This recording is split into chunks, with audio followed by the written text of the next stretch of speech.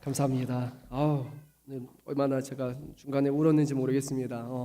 한 분 한 분 또 성도분들이 바쁜 가운데 준비해 주셔서 이 예배 자리가 정말로 뜻깊은 자리가 된 것 같아요. 물론 모든 예배가 정말로 다 귀한 예배이지만 전 세대, 온 세대가 모여가지고 같이 준비하며 만들면서 그 가운데 아름다운 하모니를 이뤄간다는 것이 얼마나 귀한 일인지 모르겠습니다.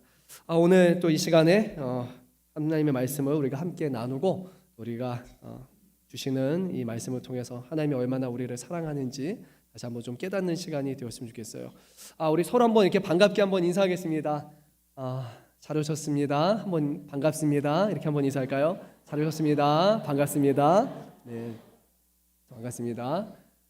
제가요 어제 얼마나 걱정을 많이 했는지 모릅니다. 여기가 앞에가 좀 울리는 것 같은데 조금만 울리면 잡아주시면 좋을 것 같아요. 하필이면 주일날 비가 온다니 그래가지고 막 걱정을 많이 했어요. 그래서 오늘 아침에 나올 때도 비가 좀 부슬부슬 내리길래 마음속으로 이걸 어떻게 또 해야 되나, 그래서 정신 승리를 하기 위해서 제가 그랬어요. 비가 오니까 사람들이 밖에 안 나가고 교회 오겠구나, 뭐 그런 생각을 하면서 이렇게 왔단 말이에요. 근데 오늘 탁 와가지고 이제 일기를 다시 보는데 어제만 해도 오늘 하루 종일 비가 온다고 하더니 제가 놀라운 걸 봤잖아요. 11시부터 4시까지 비가 안 온다. 탁 실행통에 그거 보고 하나님, 제가 이거 우겨서 하는 게 아니죠. 이건 너무 놀랍잖아요. 어떻게 예배 시간에 딱 맞춰서 비가 안 옵니까? 그래서 네, 저는 우연이 아닌 거를 너무 이게 느껴지는 거예요. 아멘이죠, 아멘이죠. 그렇죠.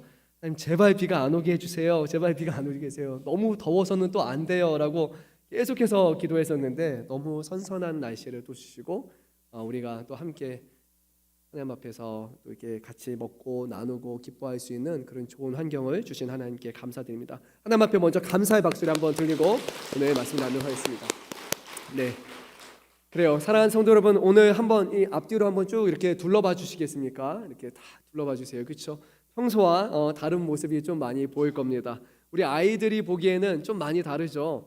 오늘 머리가 희끗희끗하신 할머니 할아버지도 여기 좀 계시고, 옆에는 엄마 아빠도 계시고, 또 청소년, 청년, 초등학생, 우리 유치부 어린이, 그리고 어머니 품에 안긴 아이들까지 이렇게 있습니다.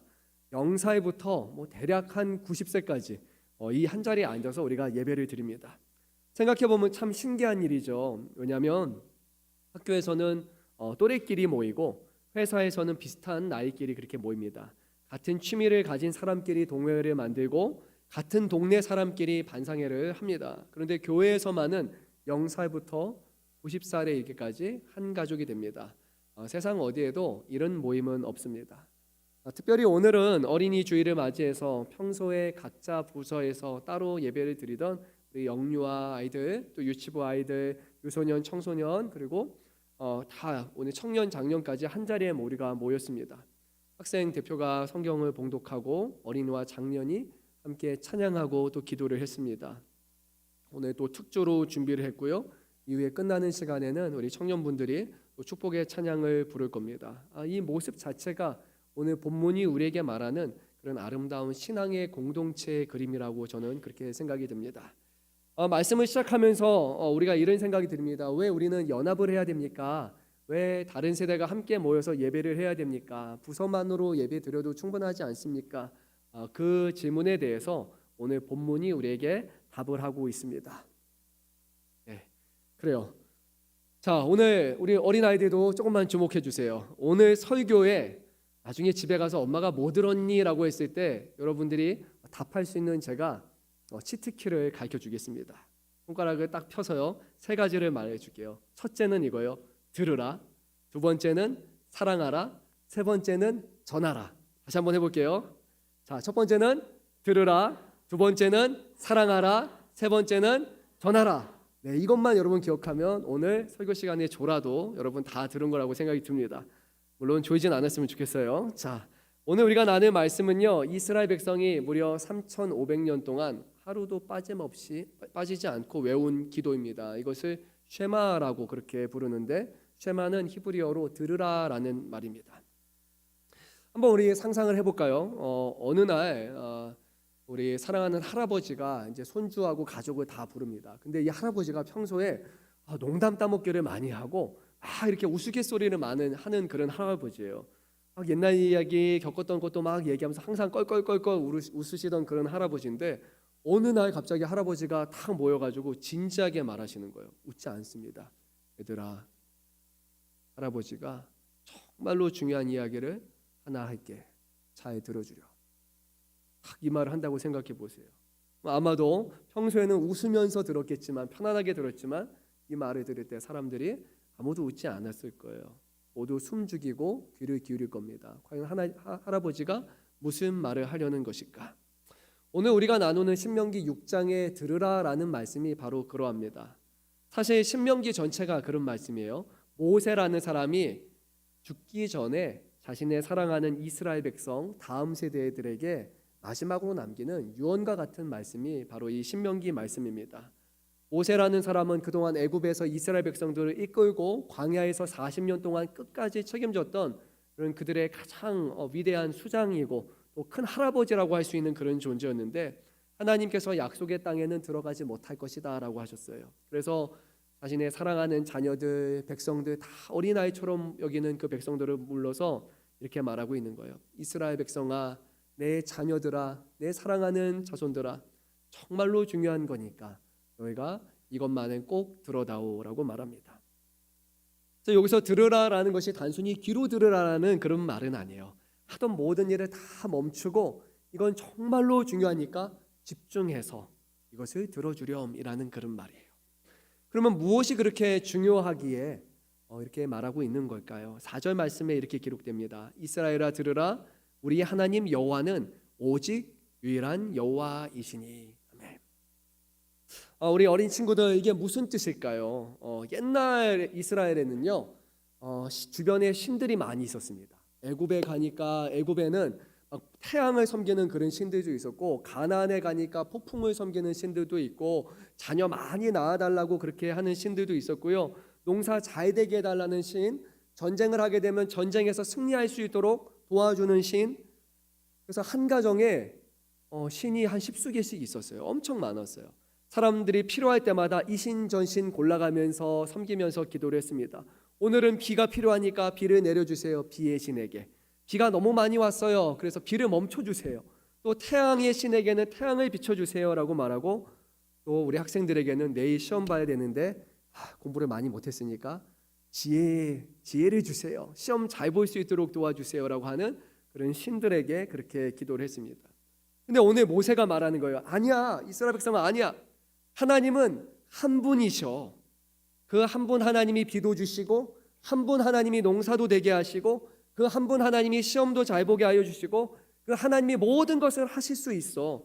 우리는 그 한 분 하나님만 섬기는 하나님의 백성이야 라고 지금 말하고 있는 거예요. 우리 어머니, 아버지 한 분인 것처럼 하나님도 오직 한 분뿐이다 라는 것을 분명히 말합니다. 우리 어른분들에게는 조금 더 말씀을 드릴게요. 4절에 읽었던 우리 말씀, 여호와는 오직 유일한 여호와이시다라는 그 말은 단순히 신의 존재가 하나뿐이다라는 그 말이 아니에요.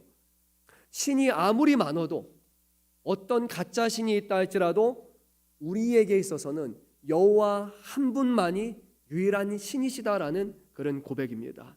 그 하나님만을 섬기고 그 하나님 앞에 충성을 다하겠다라는 고백이 오늘 말씀이에요. 그래서 모세는 뒤이어서 12절에 가서 이렇게 경고합니다. 너희는 조심해야 된다. 여호와를 잊지 말아야 된다. 왜냐하면 그분만이 우리의 하나님이시기 때문이다 라고 고백을 합니다. 사랑하는 성도 여러분, 오늘 우리 한번 물어보도록 하겠습니다. 여러분들은 정말로 한 분 하나님만 섬기고 계십니까? 아멘, 아멘. 그렇죠. 그래야 되죠. 우리 주일에는 하나님을 잘 섬깁니다. 그런데 월요일부터 토요일까지 한번 생각해 보세요. 우리가 생각하는 신이라는 존재가 아니어도 우리는 신과 비슷한 우상을 만들어 놓고 어쩌면 섬기고 있을 수 있어요. 돈을 잘 벌기 위해서 우리가 목 놓아서 우리가 매달리는 것들, 성공하기 위해서 우리가 하나님보다 더 중요하게 여기는 것들, 자녀의 성적이 잘 얻기 위해서, 자녀의 미래를 위해서 우리가 매달리는 것들이 하나님보다 더 앞서고 하나님보다 더 매달리고 하나님보다 더 중요하게 여겨진다면 그것은 우리도 모르게 작은 신들을 만들어 놓는 거예요. 종교개혁자 칼뱅은 이렇게 말했습니다. 우리 인간의 마음은 우상을 만드는 공장과 같아요. 근데 이 공장은요 멈추지 않습니다. 24시간 내내 가동을 합니다. 끊임없이 우리의 마음속에 우상을 만들어내요. 자꾸만 뭔가를 만들어서 신처럼 떠받드는 거예요. 어떤 사람도 신이 되고요, 직장도 신이 되고요, 관계도 신이 되고요, 자녀도 신이 될 수 있어요. 끊임없이 우리가 하나님보다 떠받드는 존재, 중요하게 여기는 존재가 있다면 바로 그것이 우리가 만들어 놓은 가짜 신이라는 거예요. 그래서 오늘 본문 말씀은 이러합니다. 들으라, 너의 하나님은 한 분뿐이시다. 그 하나님을 결코 잊지 말라고 합니다.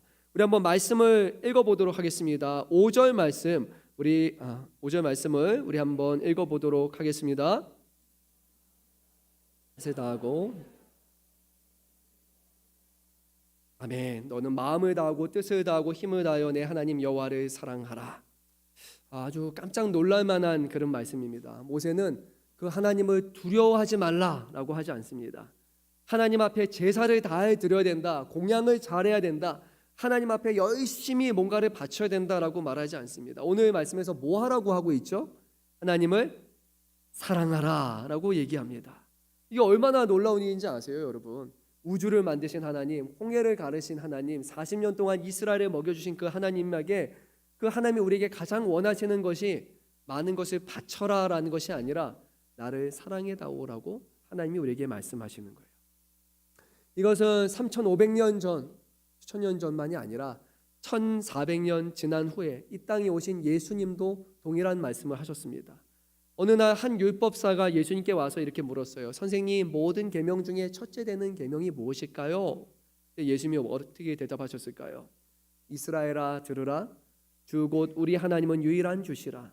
내 마음을 다하고 목숨을 다하고 뜻을 다하고 힘을 다하여 주 너의 하나님을 사랑하라. 예수님께서도 이것이 모든 신자들에게, 모든 교회에게 주시는 첫 번째라고 말씀했습니다. 하나님을 사랑하는 것이 가장 중요하다고 우리에게 분명히 말씀합니다. 오늘 본문도 그대로 합니다. 예수님은 이 쉐마, 하나님을 사랑하는 것이 가장 큰 계명이에요. 우리 그 큰 계명을 잘 지키고 있습니까? 하나님을 정말로 사랑하고 계십니까? 저에게는 이제 아주 어린 딸과 조금 어린 딸이 있습니다. 이제 5월이 되니까 5월이 되면 가정의 달을 맞이해서 아이들과 또 부모 이런 가족에 대한 관계를 많이 생각하게 됩니다. 제가 한번 말씀을 준비하면서 곰곰이 생각해 봤어요. 제가 아직은 뭐 나이가 그렇게 든 부모가 아니어서 우리 아이들에 대한 기대치가 그렇게 크지 않아가지고 뭐 자녀들이 아빠한테 뭐 여행 가는 선물을 준다 뭐 이런 거 기대할 나이는 아니잖아요. 그래서 그런지 모르겠지만 내가 무엇이 가장 기쁠까라고 생각했을 때 저에게는 큰 게 아닌 것 같아요. 우리 자녀들이 와서 아빠 사랑합니다, 저를 낳아주시고 길러주셔서 감사합니다 라는 그 말 한마디가 저게 가장 큰 기쁨이 되지 않을까라고 생각이 들었어요. 부모인 저에게 있어서 자녀를 사랑하는 이유는 자녀의 사랑에 보답받기 위해서가 아니죠. 아마 우리 부모님들도 동일할 것입니다. 한 가지를 원할 거예요. 그저 자녀가 잘 살고 행복하기를 바라는 것, 이것이 부모의 마음 아닐까요? 단 한 가지 바란다면 아마 이거 같아요. 그 사랑이, 우리의 사랑이 마음에서 마음으로 우리의 자녀들에게 잘 전달되기를, 또한 자녀들의 사랑이 그 마음에서 우리의 마음으로 전달되기를 바랄 뿐이에요. 그래서 제가 열심히 땀을 흘려서 수고하고 일한 모든 것이 그냥 한 것이 아니라 너를 사랑해서, 우리 자녀들을 사랑해서란다. 우리의 자녀들이 그것을 알아줄 수 있다면 그것에 대해서 반응해서 아빠가 수고해주고 아빠가 바쁜데도 해주고 아빠가 지켜주고 아빠만이 아니라 엄마가 또 그렇게 해줘서 감사합니다, 그 사랑을 기억해주는 것, 그 정도만 있어도 저에게는 충분한 사랑이라고 생각이 들었어요. 근데 물론 우리 하나님은요, 우리의 사랑이 없어도 부족하지 않으십니다. 우리의 사랑을 결핍을 하신 분이 결코 아니세요. 하나님은 하나님과 아들과 그리고 성령님과 성부 세 분 안에서 모든 것에 완전하시고 충족하신 분이세요. 그런데도 불구하고 우리에게 사랑하라 라고 말씀하신 이유가 과연 무엇일까요? 우리의 사랑이 필요해서가 아니라 우리가 하나님을 사랑하는 것이 우리에게 있어서 가장 좋은 것이기 때문에, 그래서 하나님께서는 우리에게 사랑하라고 하시는 거예요. 어떤 사람이 가장 행복하냐? 저는 사랑하는 사람이 가장 행복하다고 생각이 들어요. 사랑하지 못하는 사람은 정말로 불쌍한 사람이에요. 누군가를 사랑하지 못하고 누군가에게 마음을 주지 못하고 누군가에게 아낌없이 헌신하지 못하고 아무것도 하지 못하고 내 자신만을 사랑하는 사람이 얼마나 비참하고 슬픈 사람입니까? 하나님께서는 근데 사람들을 사랑한다고 해서 그 사랑이 항상 우리에게 사랑으로 되돌아오지 않기 때문에 하나님을 사랑하면 그 사랑은 실족하지 아니하고 그 사랑은 항상 채워지는 사랑이기 때문에 하나님을 사랑하라고 말씀하시는 거예요. 우리에게 원하시는 것이 바로 이것입니다. 마음을 다한 사랑입니다. 그러면 하나님을 어떻게 사랑할 수 있을까요? 오늘 본문에서는 이렇게 말합니다. 마음을 다하고 뜻을 다하고 힘을 다하여 하나님을 사랑하라. 이거 세 가지를 쪼개서 말할 수도 있을 거예요. 오늘 우리 가정 예배에서는 제가 세 가지를 좀 실천적으로 하기 위해서 세 가지를 쪼갰습니다. 하지만 이 성경의 정확한 표현은요, 마음만, 그리고 마음을 다하는 게 따로 있고 뜻을 다하는 게 있고 힘을 다하는 게 있고 세 가지 영역을 말하는 것이 아니라 이 세 가지가 결국 우리 전부를 말하는 거예요. 전부 남김없이 모든 마음을 다해서 하나님을 사랑하라는 겁니다. 우리 아이들 생각해 보면 아이들 좋아하는 장난감 있잖아요, 그렇죠? 그 장난감이 아무리 좋아도 그 장난감하고 놀고 하는 시간 거기에만 모든 것을 보내는 게 아니라 하나님을 예배하기를 기뻐하고 또 그거보다도 하나님을 사랑할 수 있는 게 바로 이런 걸 것 같아요.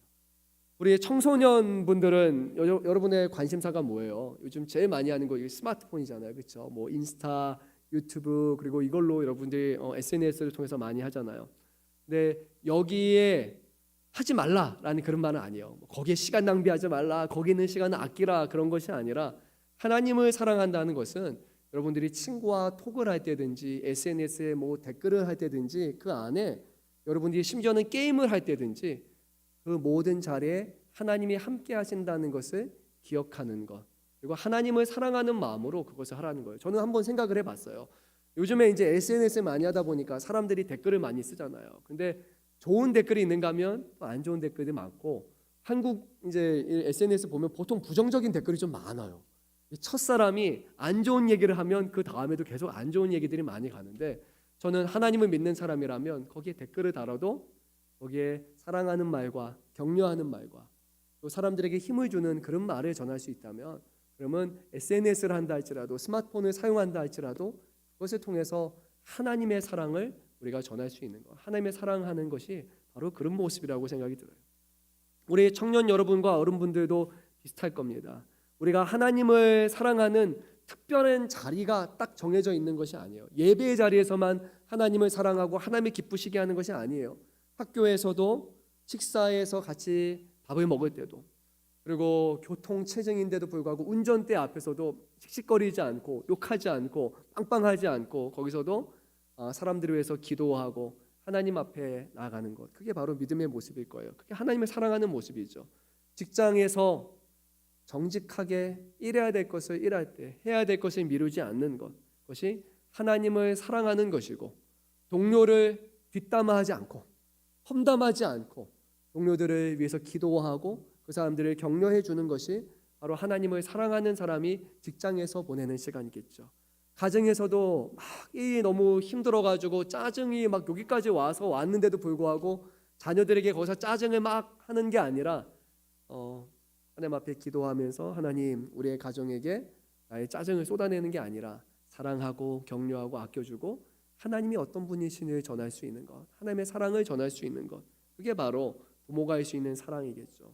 또 자녀들이 얘기하는데 자꾸 뭐 핸드폰 보고 딴 거 하면서 뭐 영혼 없는 그런 대화를 하는 것이 아니라 다 내려놓고 자녀들의 말에 귀 담아 들어주고 같이 들어주고 반응해 주는 것, 이게 하나님을 사랑하는 사람들의 모습이에요. 하나님이 우리를 사랑하신다고 말한 것도 하나님이 예배하는 것만으로 하나님이 우리를 사랑하시는 게 아니잖아요. 하나님이 우리에게 창조하신 모든 세상, 또 우리가 숨쉬는 것, 우리가 하는 모든 것이 하나님께서 허락하시고 우리에게 주시는 사랑의 일부라는 것을 기억한다면 사랑을 우리는 종교적이고 예배라는 것으로 국한둬서는 안 된다는 거예요. 머리만의 사랑도 아니고 감정만의 사랑도 아니고 행동만의 사랑도 아닌 우리의 전부를, 모든 시간을 하나님 안에서 드리는 것이 바로 오늘 성경에서 말하는 사랑입니다. 근데요, 여러분, 좀 솔직히 말해서 참 쉽지는 않습니다. 마음을 다하고 뜻을 다하고 힘을 다해서 하나님 사랑하고 계십니까, 여러분? 아멘. 정말입니까? 아멘 하셨는데 이거 그냥 나온 겁니까? 아니면 정말로 그렇습니까? 정말로 그런 분이 계시죠. 근데 참 어려워요. 항상 그렇게 하나님을 사랑하는 것은 참 쉽지 않습니다. 어쩔 때는요, 정말로요, 하나님 앞에 모든 것을 다 드릴 수 있어요. 내 마음이 하나님으로 가득 차 있어요. 하나님 기쁘시게 하는 거, 하나님의 사랑, 하나님 막 찬양, 기쁨, 기도도 막 너무 좋아요. 그런데 어쩔 때는 절반은 세상에 가 있고 절반은 하나님께 가 있고, 어쩔 때는 절반도 안 돼요.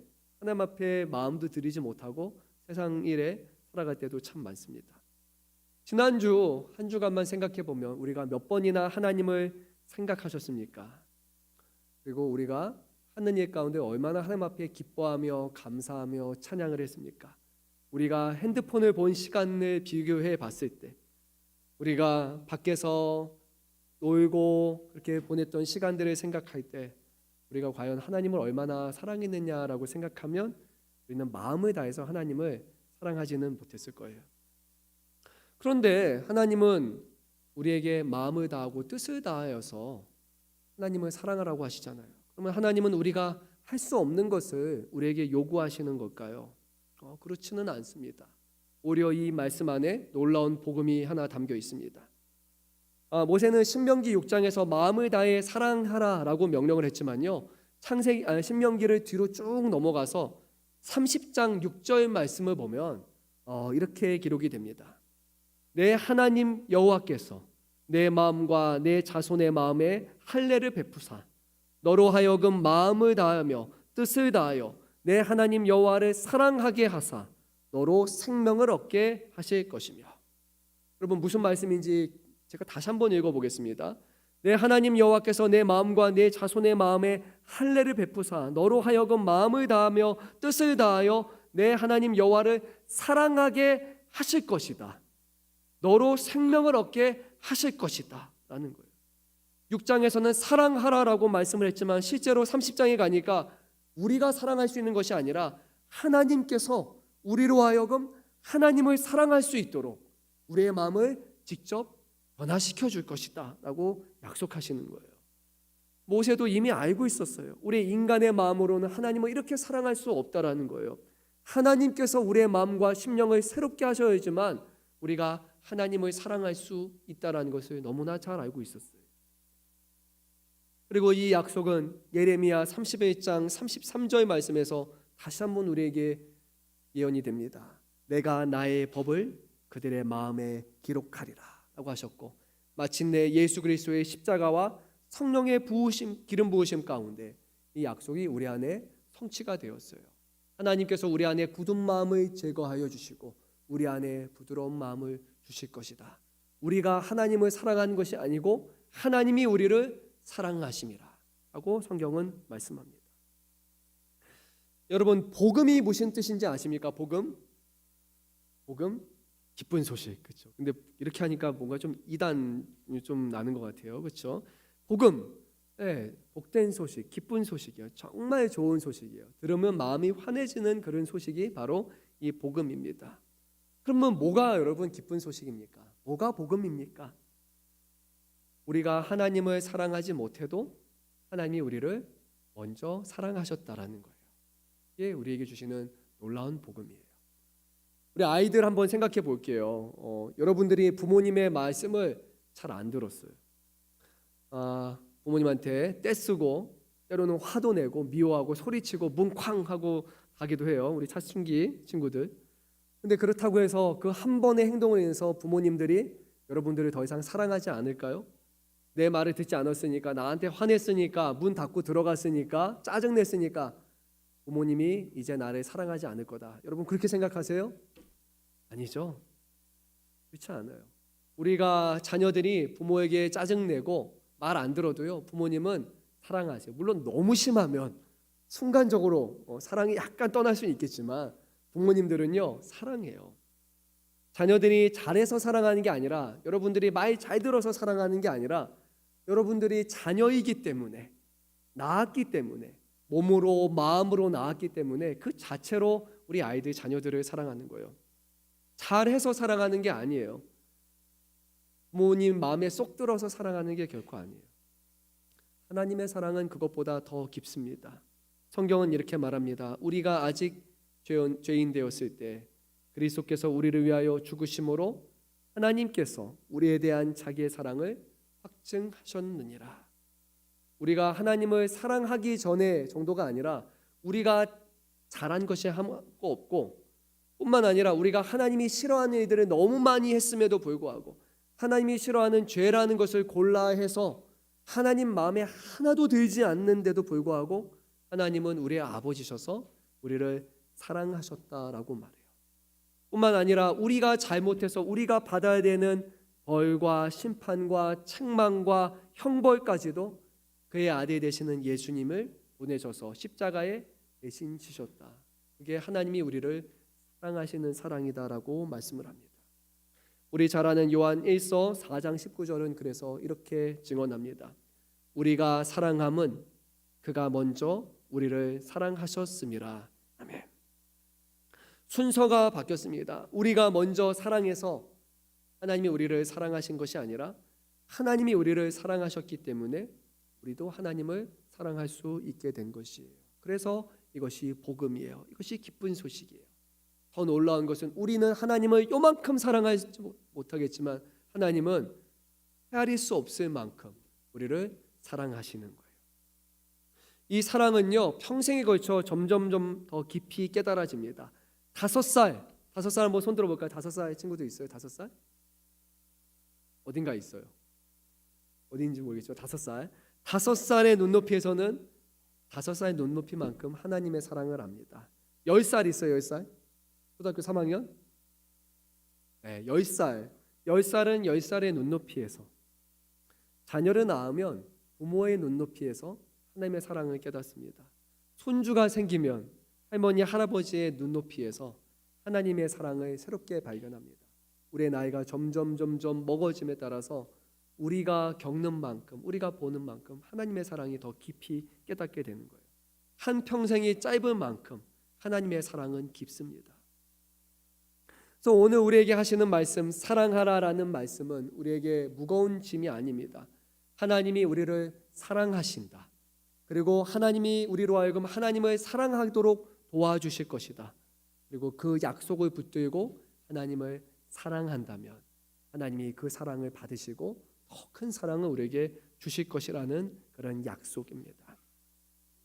이제 우리가 먼저 사랑을 받았다는 사실을 깨달으면 이 사랑은 결코 우리 안에만 머무를 수 없습니다. 받은 사랑은요, 어딘가로 흘러가게 됩니다.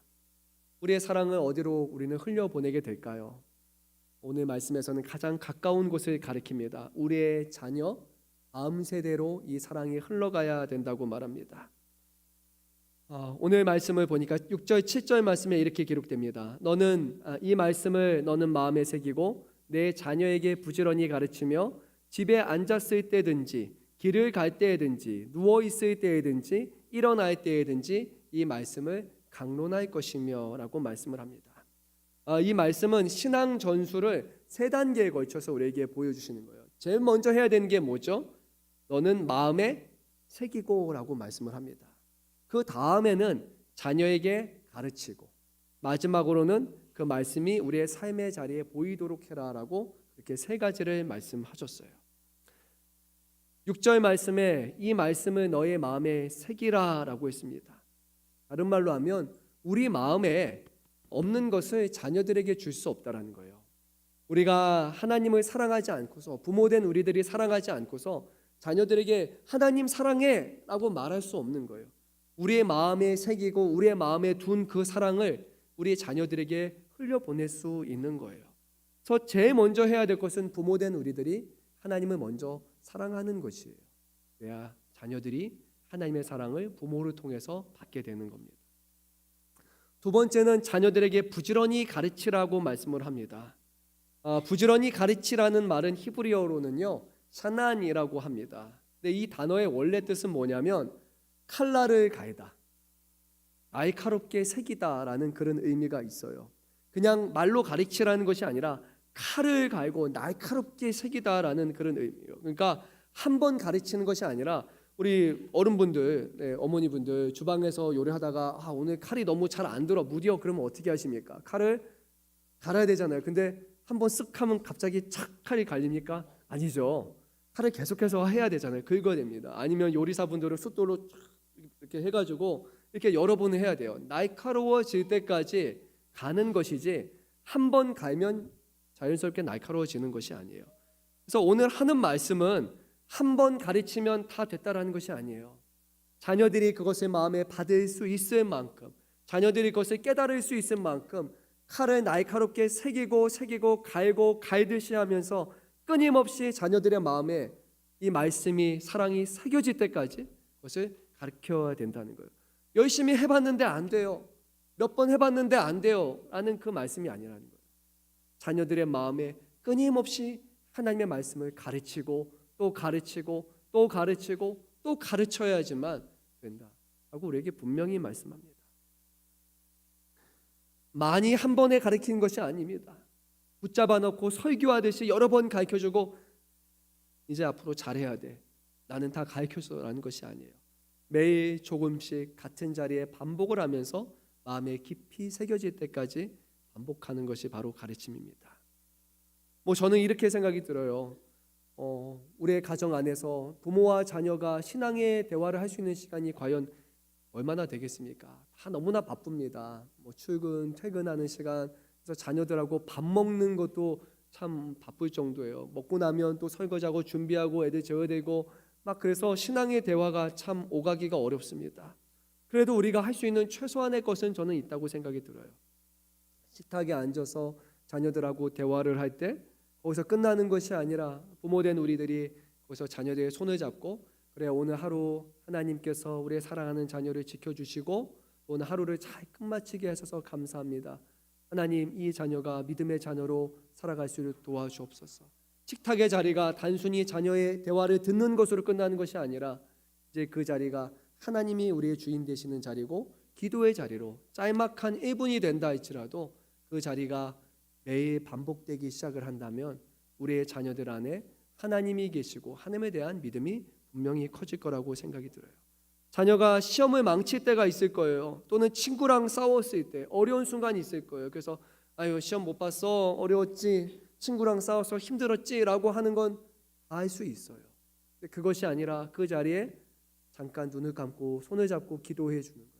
하나님, 우리 사랑하는 자녀의 마음을 붙들어 주시고 또 그 어려움 가운데, 상처받은 가운데, 또 슬픔 가운데서도 하나님이 지켜주시기 원합니다라는 그 짤막한 순간순간의 기도와 우리가 보여주는 그 모습이 자녀들로 하여금 우리의 부모가 정말로 하나님을 믿는 사람이라는 것을 깨닫게 하고 자녀들의 마음 가운데 예배의 자리에서만, 교회에 와서만 하나님을 예배하는 것이 아니라 하루의 모든 삶의 순간에 하나님이 계시다라는 것을 우리의 자녀들이 깨닫게 되는 겁니다.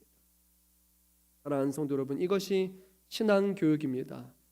거창한 것이 아닙니다. 저녁 식사 시간에 5분 남짓한 시간일 수도 있습니다. 하지만 그 5분 남짓한 시간이 5년, 10년, 20년 반복되기 시작할 때 자녀들의 마음속에는 하나님이 어떤 분이신가 비로소 새겨지게 되는 겁니다. 그래서 오늘 말씀에서는요, 4가지 자리를 구체적으로 말합니다. 집에 앉았을 때도 그래야 되고요, 길을 갈 때도 그래야 되고요, 누워 있을 때도 해야 되고요, 일어날 때도 해야 돼요. 모든 삶의 자리에서 하나님 앞에 그렇게 해야 된다고, 가르쳐야 된다고 말합니다. 우리의 삶 전체가 교실이고 부모가 가장 큰 선생님입니다. 우리 한번 말씀을 읽어볼까요? 8절 한번 말씀 읽어보도록 하겠습니다. 너는 또 그것을 내 손목에 메어 기호를 삼며 내 미간에 붙여 표로 삼고 또 내 집 문설주와 바깥문에 기록할지니라. 아멘. 예전에 유대인들은 이 말씀대로 작은 가죽 상자에 성경 말씀을 넣어가지고 손목과 이마에 매면서 다녔습니다. 그리고 집 문에다가도요, 작은 통을 만들어가지고 드러나고 나갈 때마다 이 통을 만져요. 그래가지고 말하는 것이 뭐냐면 이 집은 내 집이 아니라 바로 하나님을 모시고 있는 집입니다라고 그것을 계속해서 상기시켰습니다. 그래서 우리에게도 이렇게 생각해 볼 수 있어요. 식탁에 앉아서 손잡고 기도하고 자녀에서 자기 전에 자녀들에게 말씀을 한 걸 두 절 읽어주고 그렇게 같이 손잡고 기도하는 것, 그리고 차에 가다가 찬송가를 틀어놓는 것. 우리 성도님들 중에 그런 분 계시죠? 차 뒤에 100모목 6.9 해가지고 이렇게 방송해놓고 가시는 분들도 있잖아요. 가는 자리마다 말씀과 찬양을 가깝게 하는 것, 그것이 바로 오늘 말씀과 저는 비슷하다고 생각이 듭니다. 우리가 부모로서 자녀들에게 할 수 있는 것, 눈에 보이는 것보다 그리고 드러나는 한 번보다 끊임없이 자녀의 마음 가운데 주님을 새겨주는 것이 우리에게 주시는 것입니다. 한번 우리 부모님들께 질문을 해보도록 하겠습니다. 우리 부모님들 자녀를 위해서 정말 많은 것을 주려고 희생하십니다. 좋은 학원, 좋은 선생님, 좋은 학교, 그리고 자녀들이 최대한 좋은 환경에서 자라도록 그렇게 노력하시는 것을 압니다. 근데 한번 이렇게 질문을 해볼게요. 우리의 자녀가 100년 후에 우리가 천국에 만나게 될 때 우리의 자녀들이 우리를 만나면 무엇에 가장 감사할까요? 100년이라는 시간 놓고 한번 볼까요? 우리의 자녀들이 만나면 무엇에 감사해요? 엄마, 영어 학원 보내줘서 고마워요.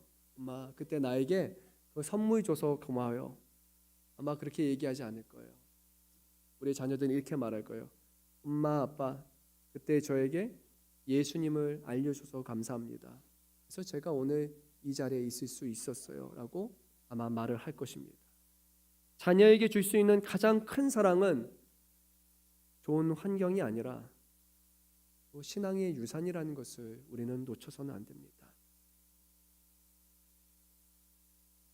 오늘 이 말씀을 들으면서 그동안 자녀들에게 그렇게 하지 못한 분이 있다면, 마음이 좀 무거워진 분이 계신다면요, 자녀가 이미 성장해서 신앙에서 멀어져 있어서 시간을 돌이키고 싶은 그런 마음이 있으신 분이 계실 수 있어요. 그런데 우리 이 말씀 우리에게 추궁하는 말씀이 아닙니다. 오늘부터, 지금부터 우리에게 시작하라는 말씀입니다. 하나님의 사랑이 크시기 때문에 그 사랑을 믿고 그것을 전하는 자에게 하나님께서 일하시기 때문에 부모의 노력과 부모의 수고로 인해서 자녀들의 마음이 변화되는 것이 아니라 하나님께서 그 일을 하실 것이기 때문에 낙심하지 말고 이 일을 감당하라고 합니다. 정말 우리 어린이들과 청소년분들은 부모님이 교회 가자고 할 때 잔소리처럼 들릴 수도 있어요.